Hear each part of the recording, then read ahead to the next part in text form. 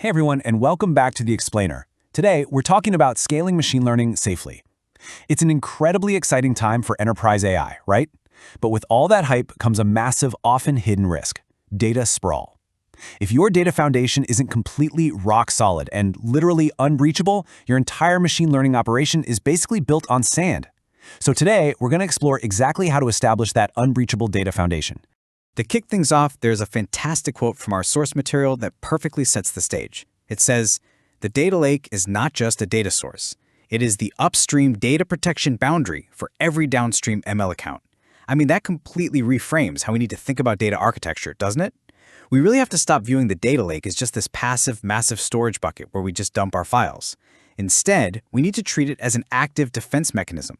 Think of it as a highly secured fortress that actively protects the crown jewels of your enterprise, way before they ever reach a data scientist's notebook or production pipeline.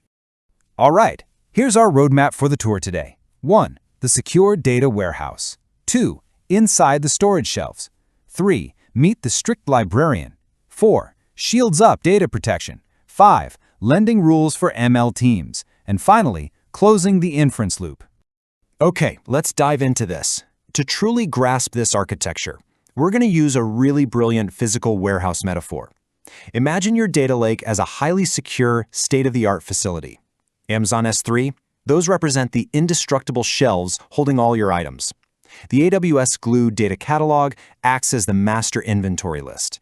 And AWS Lake Formation?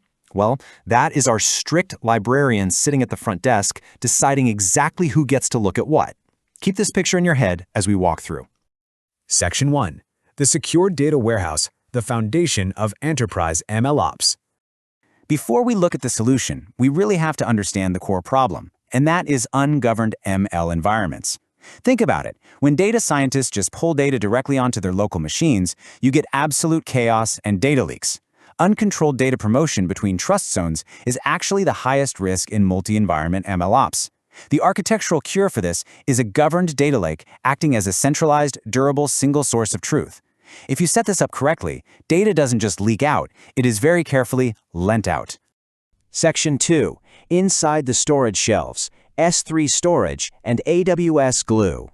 So, walking down the metaphorical aisles of our warehouse, let's trace how the data actually flows. Data comes in from external sources and lands straight into the Amazon S3 raw landing zone, basically our loading dock. From there, it gets processed by AWS Glue extract, transform, and load, or ETL jobs. These jobs clean the data up, join it together, and move it neatly onto the S3 curated zone shelves. Boom. Now you have pristine ML-ready datasets sitting completely securely on your indestructible shelves. But, having all this stuff on the shelves is completely useless if you don't actually know where it is. That brings us to the AWS Glue data catalog. This is our master inventory list. As data engineers create these fresh, curated datasets, the Glue data catalog meticulously tracks them. It allows users across the entire enterprise to discover exactly what data exists. It literally knows where every single file, table, and dataset lives on those S3 shelves. Section 3. Meet the strict librarian. AWS Lake Formation. Okay, so we have our shelves and our inventory list, but who stops someone from just wandering in and reading whatever they want? What's really interesting here is the contrast in access strategies. In older legacy architectures, you pretty much had to grant a data scientist broad access to an entire database just so they could read one specific table. Obviously, that's a massive security risk. Enter AWS Lake Formation. This is our strict librarian. It enforces fine-grained access control, surgically masking data down to the table, the row, and even the specific column level, depending entirely on exactly who is asking for it. Section 4.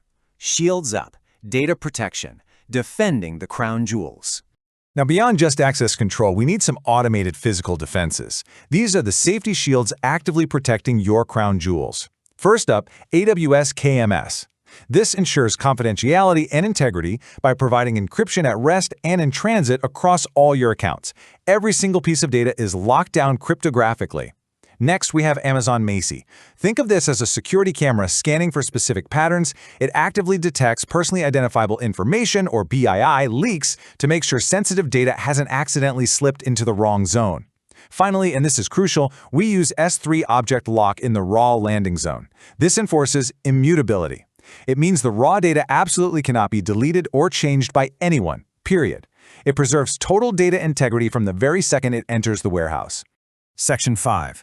Lending rules for ML teams. Safe downstream sharing. So with all these heavy-duty shields in place, how do downstream data scientists actually get their hands on this highly secure data? Well, we establish strict safe borrowing rules. Step 1, a data scientist requests data for an experiment. Step 2, AWS Lake Formation, our librarian, issues a cross-account grant. And here's the key, that grant is strictly read-only and anonymized. Step 3, the data is consumed by the ML pipeline. They can train their models all day long, but they absolutely cannot alter the source data. That upstream protection boundary remains completely intact. Section 6. Closing the inference loop. Returning data to the source. So once your data scientists have safely trained the model and it's actually live out there in production, what happens to all that newly generated data? The crucial point to understand here is that live inference results don't just sit isolated in production. Instead, the system drives that data straight back into the central data lake account. And why does that feedback loop matter so much?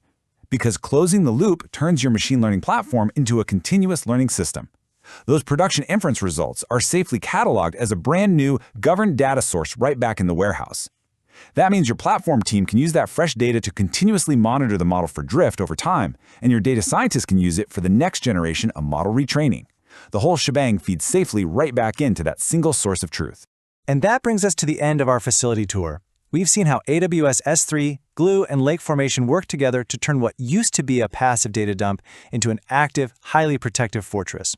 So, I'm going to leave you with a question to ask your own engineering teams today. Is your ML pipeline a leaky bucket of untracked data copies, or is it a truly secure warehouse? Think about it. Thanks so much for joining me on this explainer, and keep learning.